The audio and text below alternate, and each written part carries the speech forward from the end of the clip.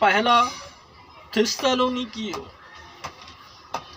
थिस्सलुनीकियों के नाम पौलुस प्रेरित की पहली पत्री अध्याय 3।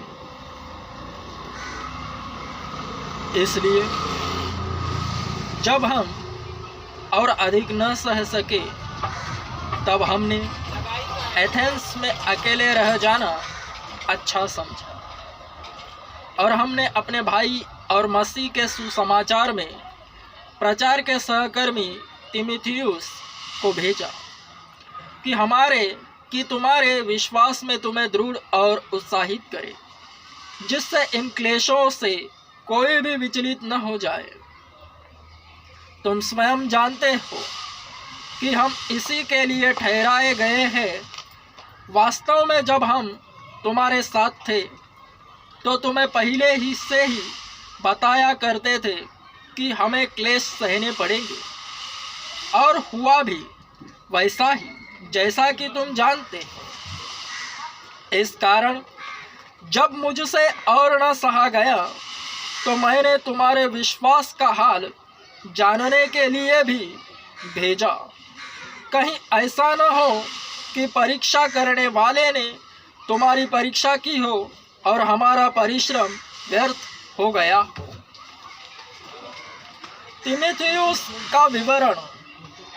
परंतु अब जबकि तीमुथियुस तुम्हारे विश्वास तथा प्रेम का शुभ संदेश लेकर हमारे पास लौट आया है, और उसने यह भी बताया है कि तुम हमें प्रेम पूर्वक स्मरण रखते हो, और जैसे हम तुम्हें वैसे ही तुम भी हमें देखने को तरसते हो। इस कारण हे भाइयों, हमारे सारे कष्टों और पीड़ाओं में भी तुम्हारे विश्वास के कारण हमें तुम्हारे विषय में शांति प्राप्त हुई। यदि तुम प्रभु में दृढ़ता से स्थिर रहो तो हम सचमुच जीवित हैं। हम उस सारे आनंद के बदले में परमेश्वर को कैसे धन्यवाद दें, जिससे हम तुम्हारे कारण अपने परमेश्वर के सम्मुख आनंदित होते हैं। हम रात दिन बड़ी लगन से प्रार्थना करते हैं कि तुम्हें देखे और तुम्हारे विश्वास की घटी पूरी करे।